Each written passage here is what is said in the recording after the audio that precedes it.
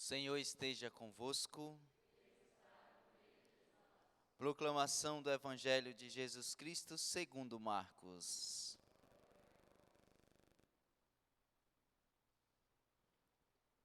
Naquele tempo, Jesus viu uma numerosa multidão e teve compaixão, porque eram como ovelhas sem pastor. Começou, pois, a ensinar-lhes muitas coisas.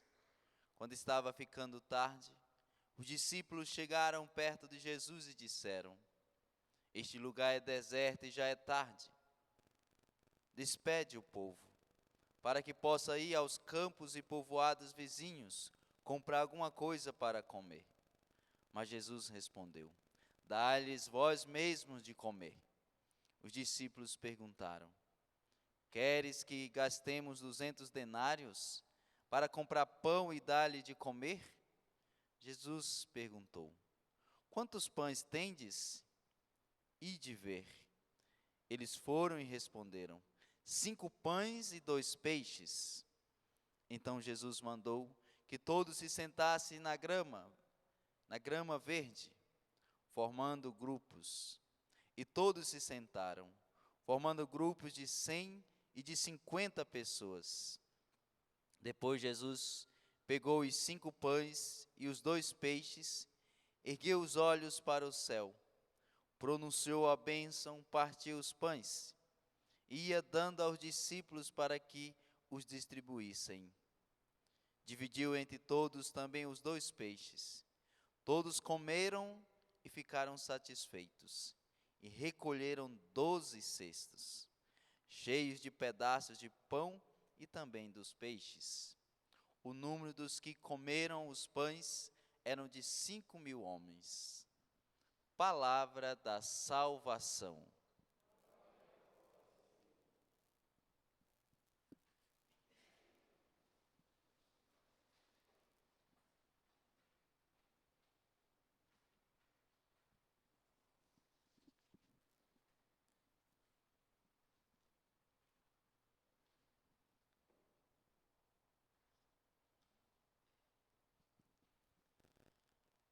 Começa essa homilia chamando a atenção para os primeiros versículos, de modo especial o 34. Jesus viu uma numerosa multidão e teve compaixão, porque eram como ovelhas sem pastor. Começou, pois, a ensinar-lhes muitas coisas. Depois o evangelho continua: quando estava ficando tarde, os discípulos, e tudo aquilo que toda essa narrativa que acabamos de ouvir.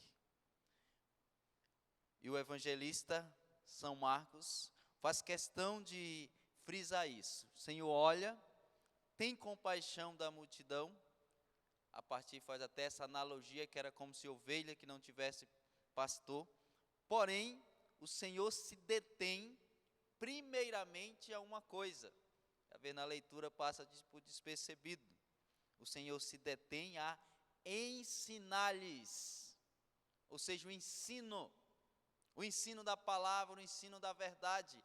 Depois é que vem os alimentos necessários. Tanto é que o povo já estava ali horas, estavam sem comer.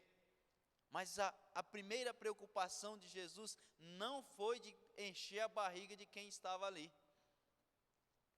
São Beda, fazendo a leitura desse evangelho, ele vai dizer: é por causa que a preocupação primeira de Jesus era de alimentar a alma. Então essa sequência aqui não é por acaso, não foi que o autor sagrado ouviu de Jesus e depois foi escrever e colocou esse detalhe. Não, é mais do que isso. Mostra de fato uma verdade. A intenção de Jesus e aquilo que também a igreja precisa, como porta-voz do Senhor, fazer. A igreja de nosso Senhor Jesus Cristo, a missão primeira dela não é encher a barriga, embora seja muito necessário. A missão primeira, principal da igreja é alimentar o povo de Deus, a alma, o alimento espiritual. A missão primeira da igreja é conferir os sacramentos. E o principal deles, a própria Eucaristia, alimentar o povo de Deus com o corpo e o sangue do Senhor. Esta é a missão primeira da igreja. Depois, sim, alimentar a barriga, que é tão necessária. É preciso, assim como dar o pão nosso de cada dia e dar o alimento que é o próprio Senhor, o seu corpo e o seu sangue. As duas coisas, mas o que antecede é primeiro o alimento espiritual. E é aqui que eu quero que você entenda isso que agora eu vos falo.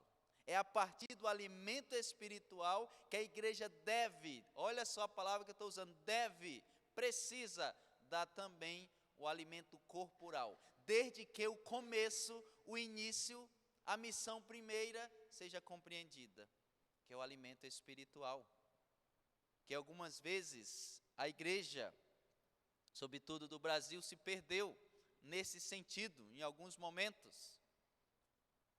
Uma coisa que vocês, no mínimo, já ouviram falar, chamada teologia da libertação, que foi uma catástrofe dentro da igreja, foi algo drástico, terrível, que fez um mal tremendo. Hoje ainda existem os resquícios da teologia da libertação.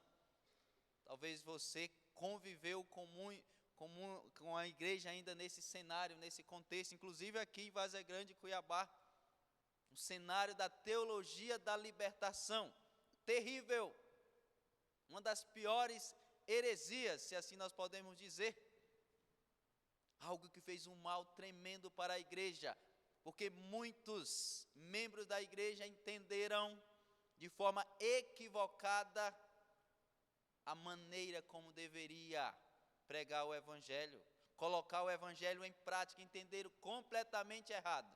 Queriam começar do social, esquecendo o mais importante, que era o espiritual. Tanto é que muitos padres, bispos, membros da igreja se envolveram tanto com o social, dando alimento corporal e esquecendo o alimento espiritual. Aí estragaram a própria liturgia, no modo de se vestir, no modo de celebrar, na não administração dos sacramentos. Não precisa não se confessar. Não, vamos fazer aqui entre nós um momento de perdão. Vamos lá, peça perdão a Deus, está todo mundo perdoado. O sacramento não precisa não chegar perto do sacerdote e contar os pecados. Não é bem assim. O importante é estarmos juntos nos amando, viver na fraternidade. Meu Deus do céu, destruindo o evangelho, destruindo aquilo que era a proposta de nosso Senhor Jesus Cristo. Então, a teologia da libertação, ela literalmente fez um mal muito grande para a igreja. E hoje ainda colhemos os frutos, os resquícios terríveis deixados pela teologia da libertação. E eu falo isso e cito, porque você pode dizer, padre, o senhor está falando isso baseado em quê? Eu vou citar uma pessoa muito confiável, chamado Cardeal Ratzinger, o nosso querido e amado Papa Emérito Bento XVI, ainda como prefeito da Congregação para a Doutrina da Fé. Olha os elogios que ele traça para com a teologia da libertação. Ele diz assim: a gravidade da teologia da libertação não é avaliada de modo suficiente. Não entra em nenhum esquema de heresia até hoje existente. É a subversão radical do cristianismo que torna urgente o problema do que se passa e deva fazer frente a ela. Olha só, ele diz, não é só uma heresia, a pior de todas. Olha, eu estou falando aqui do nosso querido e amado Papa Emérito Bento XVI. Não dá para confiar. Se vem de Bento XVI, dá para confiar. E ele diz que a teologia da libertação é exatamente a subversão radical do cristianismo. Então eu peguei leve nas palavras anteriores, comparada com as palavras do nosso querido e amado Papa Bento XVI. E vocês, com certeza, presenciaram coisas semelhantes ao que agora eu vos falo. Mas por quê? Porque teve uma interpretação equivocada do que é o evangelho. Equivocada. E é esta palavra mesmo, equivocada. equivocada, interpretação equivocada. Porque a igreja deve, em primeiro lugar, alimentar a alma. É o alimento espiritual, depois sim vem o corporal. E a igreja é a maior instituição no mundo de caridade e precisa continuar sendo. Eu não estou dizendo aqui que a igreja não deva se envolver com o social, não. Pelo contrário, a igreja tem que estar envolvida com o social, sim, e muito. Sim e muito. Desde que ela entenda a sua primeira missão.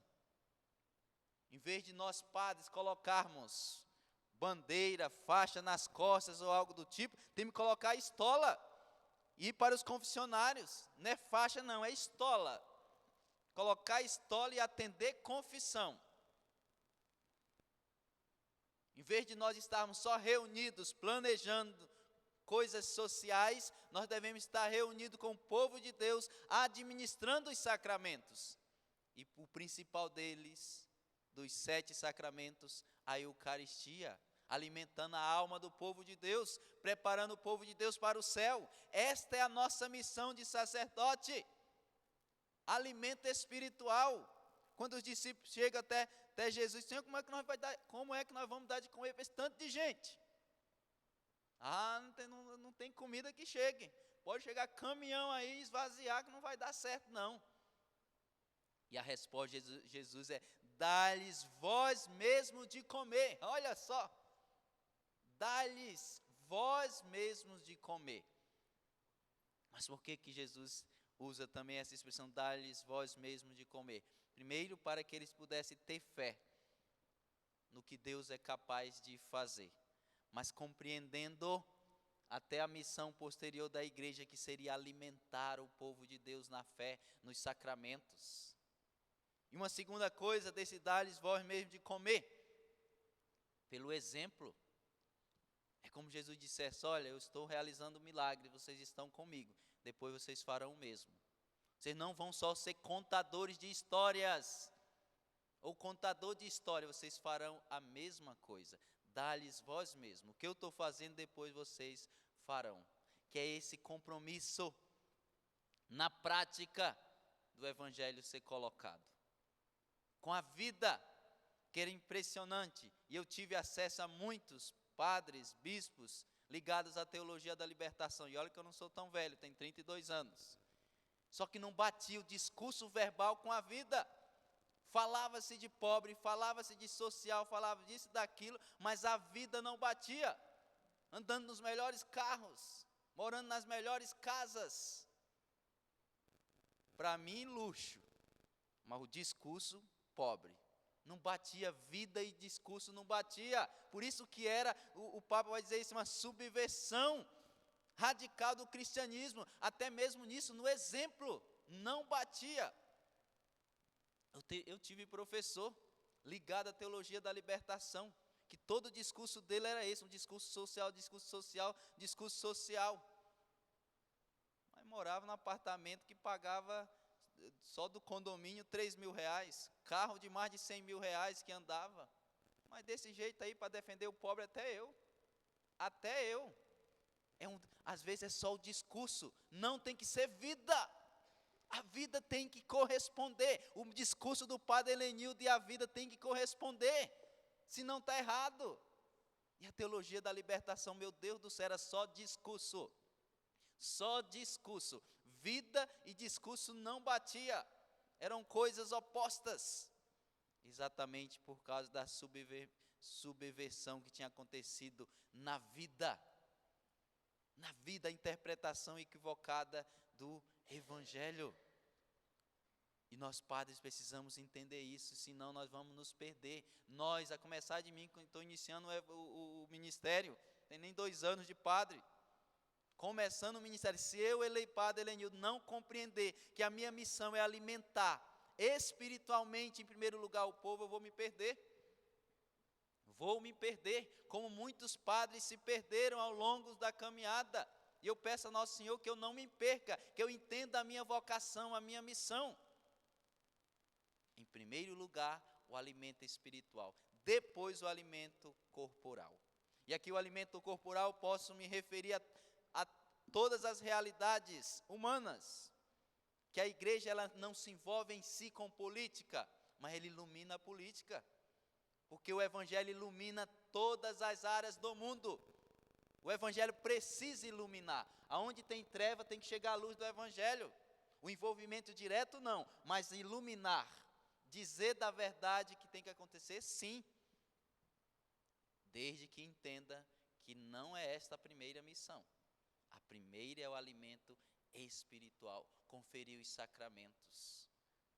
Celebrar a Santa Missa com toda a dignidade necessária, com tudo aquilo que é próprio da igreja, sem inventar moda, sem acrescentar, sem tirar, não. A igreja orienta, direciona como fazer.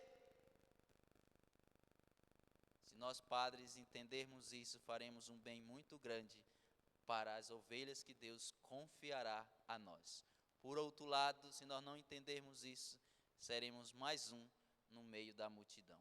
E não podemos ser mais um no meio da multidão. O Senhor nos chamou para pastorear. O Senhor nos chamou para levar as ovelhas para Ele, para o céu, para a eternidade. Mas nós só levaremos as ovelhas para o céu, para a eternidade, se antes nós as alimentarmos com o pão do céu, com o pão eucarístico. Porque só dar pãozinho para ela não vai funcionar. E como nunca funcionou. Tanto é que a teologia da libertação foi um investimento frustrante. Frustrante. Não deu certo como nunca dará. Com um cunho totalmente o contrário do evangelho, um cunho marxista, comunista. Aí a coisa não funcionou e nunca vai funcionar, porque o evangelho só funciona, só gera fruto quando é colocado a partir da proposta de Jesus. Saiu da proposta de Jesus, tchau, não funciona. Portanto, reze por nós, padres. Termina essa homilia pedindo a vossa oração por nós sacerdotes, pelos bispos, pelo Papa, que o Senhor vocacionalmente nos colocou uma multidão para cuidar. E o demônio sabe disso, que quando nós padres permanecemos de pé, uma multidão também permanece de pé. Mas quando um de nós padres cai, uma multidão que cai, o capiroto sabe disso. Portanto, termina essa homilia dizendo: rezem por nós, que nós precisamos continuar vivendo a fidelidade a Deus, a fidelidade à igreja, a fidelidade ao evangelho. Que nós não nos percamos com as nossas ideias. Não, nós não fomos ordenados padres para continuarmos com as nossas ideias, implantarmos as nossas ideias. Não, nós fomos ordenados padres para implantarmos o reino de Deus a partir do evangelho de nosso Senhor Jesus Cristo, e não de nossas ideias. Não é a ideia do padre Helenildo, é a ideia de Jesus. O que vale, o que dá fruto, não é a ideia do padre Helenildo, é a ideia de Jesus, a ideia do evangelho. Portanto, rezem por nós, para que continuemos fiéis a Deus e fiéis à igreja.